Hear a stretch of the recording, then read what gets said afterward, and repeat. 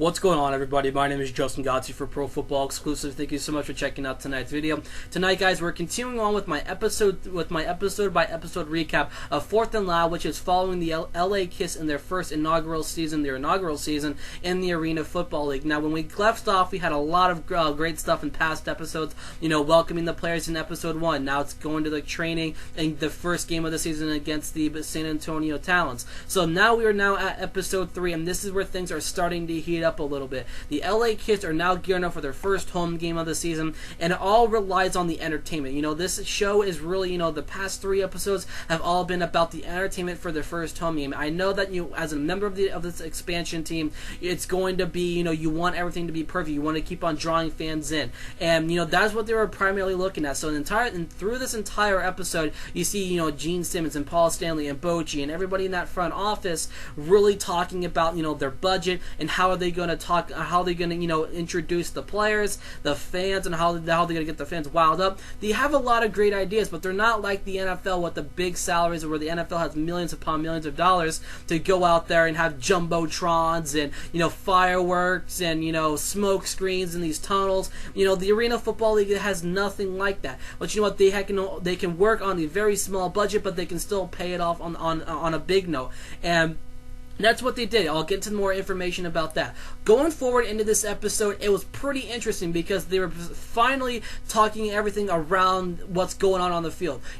Get away from this, entertainment, in the beginning of games, in the middle of the game, including at the end of the game. You gotta see what's on the field. You gotta put money on your team, not in the entertainment section. I think that's what, Paul Stanley and Gene Simmons forgot about this season, is that they decided to put more, thought into their shows and everything. It's kind of a distraction. Now, I agree with Donovan Morgan on a high note right there in this episode, because he said, these, post games and, pre games and everything like that, activities that they have, it's costing this team big, because the fans are pretty much there to watch the entertainment than actually watch the team. So it's very hard for this team to get a lot of sight on them if the fans are just there to check out the entertainment portion of the game. Not a whole lot of the thought was put onto the field, and it really cost big time through this entire episode. Now, they did cover 2 games. It was the home opener and also the second game of the season, and it was primarily profiled. The player profiled in this episode was all about the character of J.J. Ratterink.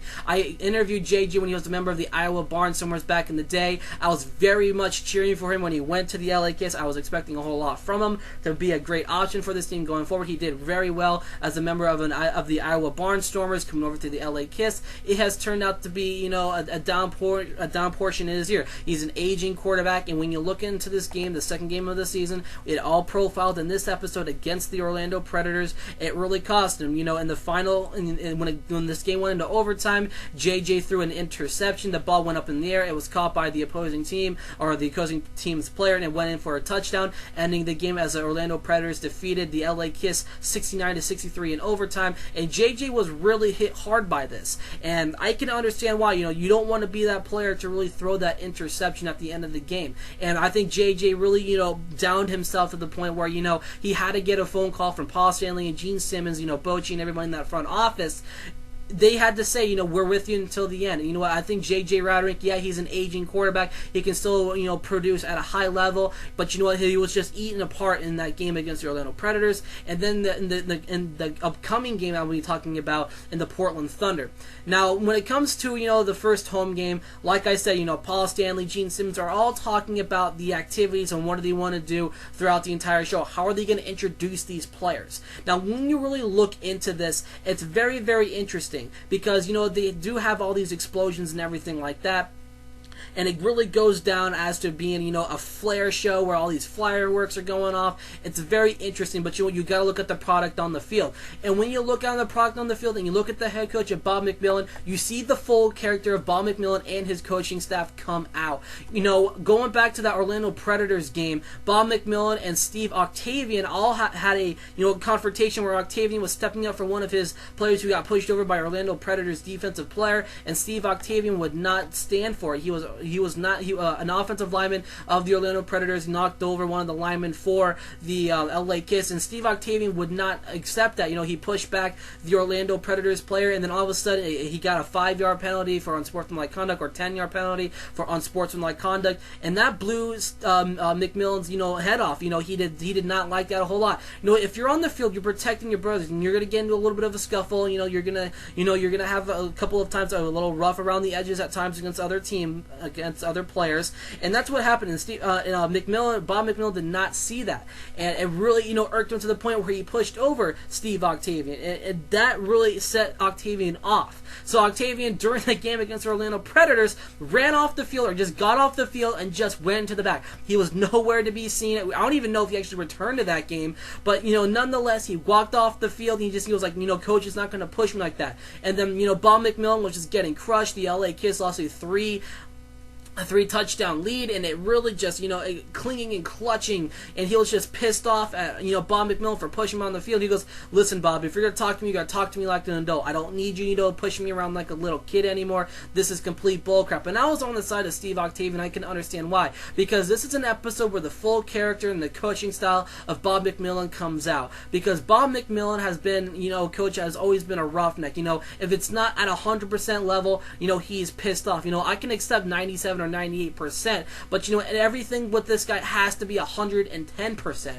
I mean, this is complete garbage. I mean, how are you going to have confidence in your players if you're just bickering and getting pissed off all the time over a drop pass, an uncatchable pass, and all of a sudden you can't catch it, and then Bob McMillan just completely tears his head off. And when you go into the game against the Portland Thunder, that completely turns out the LA Kiss were having a pretty easy game, a pretty mellow game. It was pretty good. It was very much of a back-and-forth battle, but when it came to halftime, we got Darren Thomason as a backup quarterback during that time against the Portland Thunder in their first home game.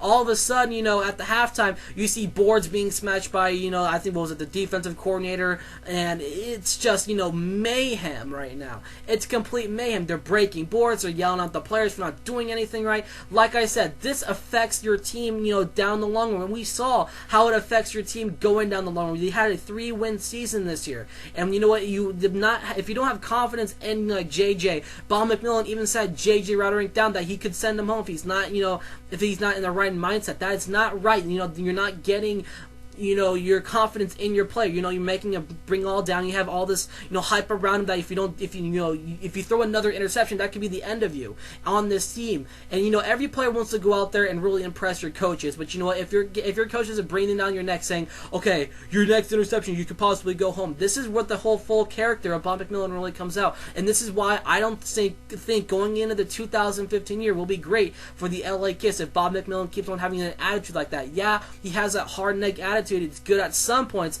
but going down the line of a season, if he's like this is kicking off on a bad note from his character on this show. I know it's a TV show. I'm not bashing him in person, but his coaching personality, it really does suck at this current point in time.